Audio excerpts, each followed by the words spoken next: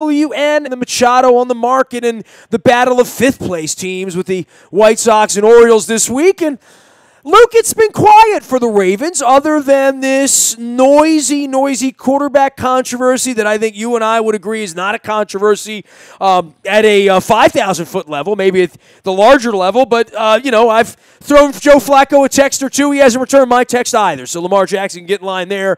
I don't know what to make of this, but at some point it'll come to a head, and I'm sure Joe's going to stand in front of us at some point in the next couple of days and say, I don't really understand what the big deal is, man. It's the off season. I mean, I'm sure that's what's going to happen here, right? And every sort of sane reporter I've had on has said Flacco's going to come in and run the team and be a $25 million quarterback and do his best and, shrug it all off, and that's probably the way this is going to go down in the end, right? A lot of bluster over at 105.7, a lot of phone call. I don't know about this. I don't know about, I think it's going to be pretty calm inside the building once they go throwing footballs around. I just do. Yeah, I think this opening chapter now, there's a lot of potential for this to get ugly and uncomfortable and awkward. And once you get into the season, you see where the team is, where's the offense, how's Joe playing, how did Lamar Jackson look in the preseason? I mean, there's so much potential for more chapters of drama, so to speak, from the point that whenever the Ravens decide, if they decide to move on from Joe Flacco and move on to Lamar Jackson. But as far as this opening chapter, as far as Joe not reaching out to him, sensationalized reports, and I use the term reports very loosely because I still can't find an actual living, breathing, real report of Lamar Jackson texting or calling Joe Flacco and Joe not answering him. That's social media for you, how that started to spiral out of control when there was nothing that suggested that actually happened. That's all going to be addressed to some degree this week, whether it means Flacco's on the podium on Thursday, whether it means you just see Joe and Lamar Jackson out on the field together during OTAs this week. That opening chapter is going to come to an end, and that opening chapter is going to be very inconsequential in the big picture. Now, how the two play, how the team plays, how much pressure the coaching staff feels to get Jackson on the field if they're off to a 2-4 start. We can talk about all those things that we're blue in the face once that time comes. But as far as where we are right now, I expect Flacco to show up. I expect him to be asked questions about it. I wouldn't be surprised to hear Joe express some surprise. I think that's, it's one thing when he was asked about it a few weeks before the draft, and he said, look, that's business if they decide to draft another quarterback. But I think many of us were very surprised that they took a quarterback in the first round. And we can talk about all the circumstances, but I wouldn't be shocked to hear him express some surprise. I don't know if I'd go as far as him shooting from the hip like Ben Roethlisberger did about Mason Rudolph, but I wouldn't be shocked to hear some acknowledgement of being a little surprised. But beyond that, I think Joe's going to say, hey, I'm here to play football, and we're here now. Lamar Jackson's my teammate. I'll answer any questions he has, and we're going to compete, and we're going to try to win football games. Yeah, I think we said that from the beginning. This isn't the first backup quarterback and young guy and guy who thinks he's going to be the quarterback. And, I just think 11 years in the league, I don't think he's intimidated about it. I see where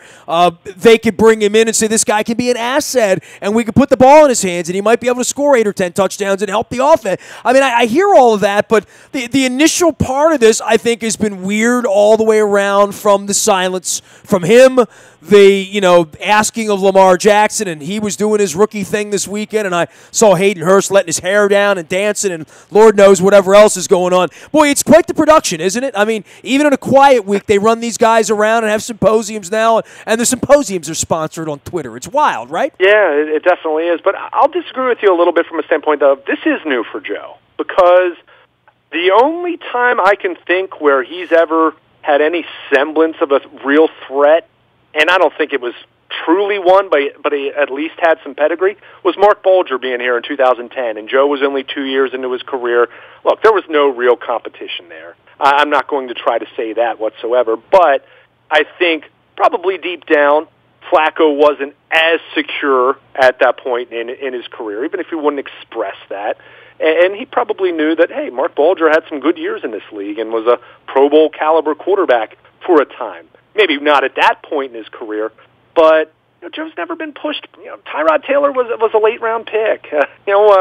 Matt Schaub was way past his prime. Ryan Mallett was a never was. I mean, this is a legitimate, living, breathing threat from a big picture standpoint. Now, we can certainly debate any notion of Jackson potentially unseating him at some point this season for anything short of an injury. I'd be surprised by that unless things have just really gone off the rails for Flacco or the Ravens as a team. So, but it is a little bit different from a standpoint of you don't draft a first-round quarterback to be a backup. And I'll continue to go back to that, and I don't care how the Ravens try to spin this. I'm not buying that. They drafted Lamar Jackson with the thought that he very well could be their quarterback sooner rather than later. And when I say sooner, that doesn't mean now, but it also doesn't mean 4 years from now. So I'll continue to dig my heels in on that. I still call phooey on this being a flyer or a project, because if it is, then you wasted too many valuable picks if that's all you see it as. But until we get to that point, I think what we're going to see in the interim is Flacco as the starting quarterback and trying to get on the same page with his new receivers and trying to figure this out and trying to build chemistry with Hayden Hurst and Mark Andrews and this offense collectively trying to figure out what its offensive line is going to look like. And I think it's going to be business as usual from that standpoint. Again, come the preseason where we see Jackson running around in the third quarter or whatever might happen over that period of time, that's when things could get a little more interesting from a conversational standpoint. But I think a lot of it right now is more noise than any real substance. We're just not at that stage yet to really know, one, what Flacco's going to look like with all these new weapons around him that you hope will at least some of them pan out. It's very much revamped. We know that. And two, we still need to see Lamar Jackson going up against a real NFL defense, even in practice, let alone a game. I'm really unmoved by anything that happens at rookie camp, good or bad, from any of those guys, because I had a bunch of tryout guys and guys that couldn't even make a 90-man roster on the field a few weeks ago. He is Luke Jones. He's Baltimore Luke out on Twitter. He'll be monitoring all things Ravens this week as the Orioles head to the road, and who knows where the Capitals are going to head, maybe a golf course. I don't know. I will be monitoring all that. We're also putting together a Belmont bus, trying to do that on June 9th to do something exciting, which I missed out on American Pharoah, so hoping to check out Justify. You can check out our Big Brown video from a number of years ago as well. This will be my 5th trip to Belmont in search of a Triple Crown, and we hope to get this bus together. Hope we have enough interest. I mean, quite frankly, I don't know if you are interested. People are interested. Throw me a note, nasty@WNST.net. And certainly our friends at the Maryland Jockey Club did a nice job last week. Did the Alibi Breakfast. The Preakness did all that. I was at a Michael's Cafe when the big race went off amidst the fog, and it was exciting, and I'm looking forward to getting my wife into a hat and a dress and heading off to Belmont. So throw me a note, nasty@WNST.net. Luke will be running around with the Ravens this week. We can talk about all sorts of things with OTAs and, Wink Martindale and the defense and all that. I find the Dez Bryant thing to be kind of fascinating at this point, and the guys that are still unemployed. I know Andy Benoit wrote a piece at Sports Illustrated over the weekend about him not regretting passing on the Ravens, but maybe he should. Boy, that'll be one of those like T.O., what never was or what still might be or whatever. But the talk about that kind of a wide receiver being out on the marketplace and where we are with this group of wide receivers that they brought in, including guys they've drafted, including things. There are a lot of moving parts to the wide receiver room, but the Dez Bryant thing's kind of unique at this point, I think. Yeah, it is. I mean, I don't know how much of it's of consequence to the Ravens anymore other than just looking back at a what-if scenario. I mean, it's very clear. He wanted a one-year contract for more money, in that 1 year than what the Ravens were willing to give out. The Ravens were very much interested in giving him a Michael Crabtree kind of a deal where, it's a 3-year commitment, but had the potential to be less than that if the player didn't live up to it. And clearly Dez Bryant. And look, I don't blame him entirely, even though he overall has very much miscalculated, misjudged what this market would be. But I don't blame him from a standpoint of he was released, a month after free agency started, if not a little bit longer than that. I can't remember the exact timetable, but it was before the draft and long after free agency had started. So, he missed that first wave of free agency, and he missed the second wave of free agency even. So I'm empathetic from that standpoint for his sake, but at the same time, if he was looking for that one-year deal where you're going to get someone was going to give you $10 million, that just wasn't going to happen. And that was 3 years ago for him, right? Right. Or that's maybe some team would have given you 9 or 10 on the first day of free agency just because we know what what wide receivers were making in that first wave of free agency, but that wasn't the case anymore when you're talking about being cut in April as opposed to before the beginning of March. So I think from that standpoint, he miscalculated. Do I think there's something to the idea of if you're trying to reestablish your value, are the Ravens the best place to do that offensively? Let's call a spade a spade. I'd say probably not in 1 year, but at the same time, Mike Wallace blossomed back into a 1,000-yard receiver, even though he didn't get big money on the market and ended up signing a 1-year deal with the Eagles. But overall, if we're being objective here, I can understand a player not being enamored with the idea of a 1-year prove-it deal in Baltimore, but you have to have another suitor elsewhere, and if your financial demands are completely unrealistic, then, you're going to get your feelings hurt. And now he's in a position where I think he has to wait for an injury or some team to see that their rookie wide receiver or their number 3 wide receiver that they signed in free agency isn't a good fit, isn't going to make a difference, and maybe a team looks at him at that standpoint. But even then, what's this guy going to get? Maybe some team gives him $2 million. Maybe. It's going to be a far cry from anything he would have anticipated, and certainly a far cry from what the Ravens would have given him, albeit in a different structure where he wasn't going to be in a prove-it situation, having that 1-year pillow contract and then hitting the market fresh in 2019. So it'll be fascinating to see where he lands, right? Nobody's got any money in the piggy bank to meet his needs for his services at this point, including the Ravens. So, this is going to be an all-timer for miscalculating. Look, a lot of baseball players this offseason, right? Hosmer hit the lottery and Moustakas didn't get anything, right? So, there's a little bit of this and that all the way around for sports in the modern era and agents whispering in their ears. How many of these kids in the NBA draft, say, I want to declare, but, this established guy probably would have been better served and I know it was he got sort of, hit from behind, as you pointed out. The money wasn't there, but, boy, this will be an all-timer for what not to do in the offseason, right? Yeah. Oh, there's no question. And certainly you can point to his representation and completely misgauging it. And again, as far as the Ravens, they weren't in a position from a cap standpoint to give him a 1-year deal of real money, assuming the kind of money he was looking for. And look, I don't know what that exact number would have been, but from a cap flexibility standpoint, they really didn't have. They didn't have the ability to give him a higher end 1-year deal rather than what they gave Crabtree. That would have been a very similar structure. They would have been willing to give Dez Bryant. So, and I'll tell you what, maybe I'd be happier with Crabtree. I don't know. Maybe. I don't. What do you think? Really? Well, I see. My thing with that. First of all, Crabtree was available much sooner. You can always play that deal, but they weren't both available at the same time.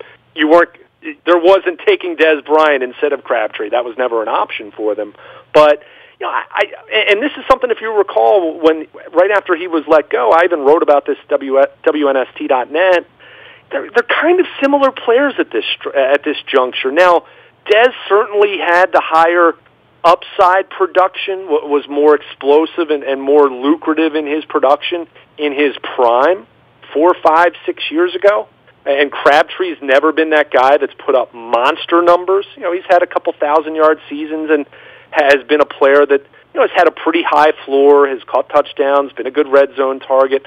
But I think those two could be fairly similar at this point in time. And the problem that I had if the Ravens were going to bring on Dez Bryant too is if you're working with two wide receivers on the field, and we know the Ravens used more two tight end sets than anyone in the NFL last year, and I expect that to continue because I expect them to continue to be a team that's going to lean heavily on Alex Collins in the running game, then if Dez and Crabtree are your two starting wide receivers, boy, that's not a whole lot of speed on the field. And I think that there was some redundancy there that you could fall into that trap. So, all things being equal, I think Dez Bryant still might have a little more upside, but he also needs to reinvent himself. He's not the same guy from a speed standpoint. His physical tools aren't what they were, and he's never been someone that's been considered a gifted route runner, whereas Crabtree's considered a guy that, despite his speed, has been successful because he's been more of that Anquan Boldin kind of mold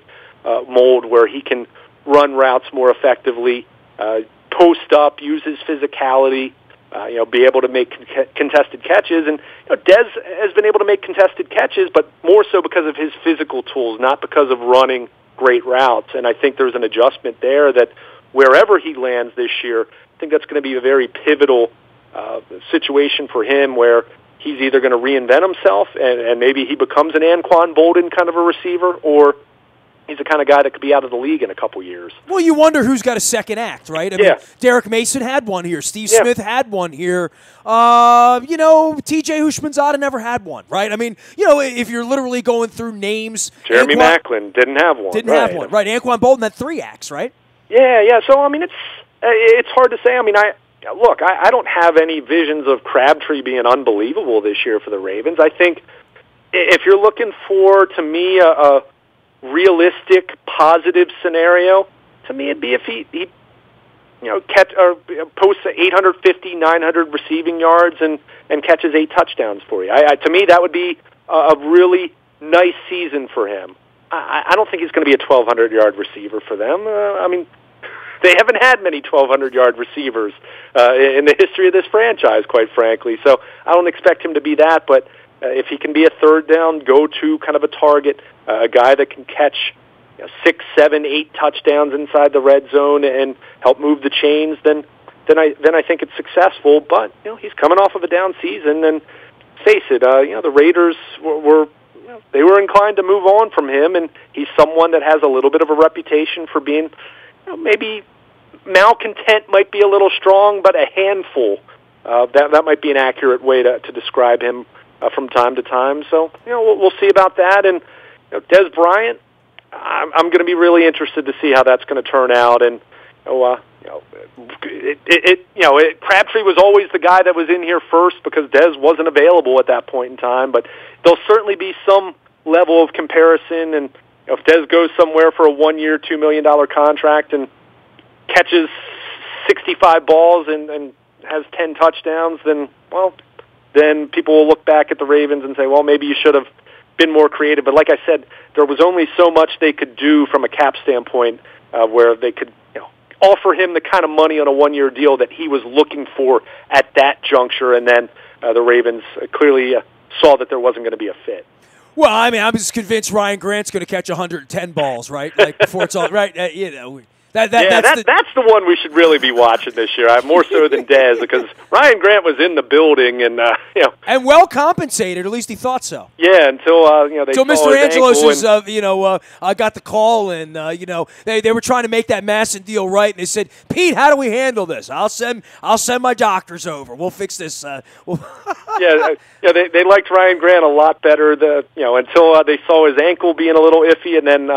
Like I said, Crabtree being on the market, there was probably, I think even if you're the biggest purple-colored glasses-wearing fan, that there might have been a little something to that, more so than just thinking that Ryan Grant's ankle was about to fall off. When I write my letter to John Angelos next month, I'll make sure to thank him for sending the doctors over on that case. Unless Grant catches 85 balls, and then all of a sudden we'll say, well, worst decision Ozzy's ever made. I'm sure we'll hang him for that. Hey, man, I appreciate the the input on all this and all the. It's going to be like campy weather, right? We're going to have some. I mean, it's not cold weather here. I mean, this is the beginning of the beginning, and certainly. To get these guys out on the field and have them run around, I'm looking forward to putting the Flacco, Lamar Jackson are never going to speak to each other debate behind us once and for all. Yeah, no more talk about Joe ignoring his calls or stealing Lamar Jackson's dog or anything like that. I mean,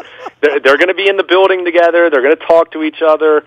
Do I expect them to become best friends or Joe to become an over-the-top willing mentor to him? Maybe not. I think they're going to be competitors, and there have been plenty of scenarios like that in the past. I mean, Joe Montana and Steve Young were not friends. Brett Favre and Aaron Rodgers were not friends. But at the same time, I expect Joe to still be a good teammate. I expect him to answer his questions. I expect him to talk to him and be friendly. But at the same time, these guys are competing, and it's going to be maybe not as compelling of a competition right now, but it could be a really compelling competition down the road, and I'm still very interested in seeing how the Ravens are going to work Lamar Jackson into this offense, because I do not think they're just going to let his special brand of athleticism just sit on the sideline all year and not play. I think he's going to be involved, and Joe's got to be ready for that, and Joe has to be okay with that. This time around, 5 years later, after calling it the high school offense when they had Tyrod Taylor working some Wildcat, Joe hasn't played well enough the last 2 years to kind of balk at that. I think he has to have a little more of an open mind, because regardless of what you think about Lamar Jackson's future as a quarterback, anyone who watched him at Louisville knows this is a really special kind of athlete. And I think if they can balance acclimating him into the offense and still developing him as a quarterback and not throwing off the rhythm and balance of the, quote, normal passing attack, then I think there's some potential to do some good things with both of these guys being on the field, as crazy as that sounds right now. But a lot of work until we know if that's going to come to fruition, and that all begins this week as we start to get some more context with OTAs, football and shorts. Hallelujah, right? Yeah, and horse racing and hockey and basketball and bad baseball and plenty of things to talk about here on the backside of the Preakness. And, of course, the Pimlico entries out at the front of WNST.net, and our bus, hopefully, we're going to push a bus on June 9 up to see Justify and Bob Baffert. Throw me a note, Nasty, at WNST.net. Check the Road Trips tab if you have some interest. We're out on Facebook, Twitter, LinkedIn, Snapchat, Instagram, and, of course, always in the buyatoyota.com audio vault 24 hours a day from anywhere in the world on your mobile device by downloading the TuneIn Radio app. You can also get our morning newspaper delivered to your email inbox each and every morning. That's brought to you by Planet Fitness at planetfitness.com, where it's still $10 a month to get in the best shape of your life, guaranteed. We're waiting on that Manny Machado breaking news. That'll all happen first on the WNST Tech Service. That's all brought to you by Coons Ford of Security Boulevard. Dennis Kolatzos will be here on Thursday, driving you home from 3 until 5. It is the SSV on WNST. It was great hanging with Dennis down there at Game 4 until we lost. We saw Marlins, man. I put that up on Twitter. I'll be talking to Dennis about that, I'm sure, on Thursday on the SSV on WNST. Pray for the Capitals. Oh, man. It's always something with them, right? I got my courage hat on. I'm courageous through it all. Rock the red. I am Nestor. We are WNST.net, AM 1570, and WNST Towson, Baltimore. We never stop talking Baltimore sports.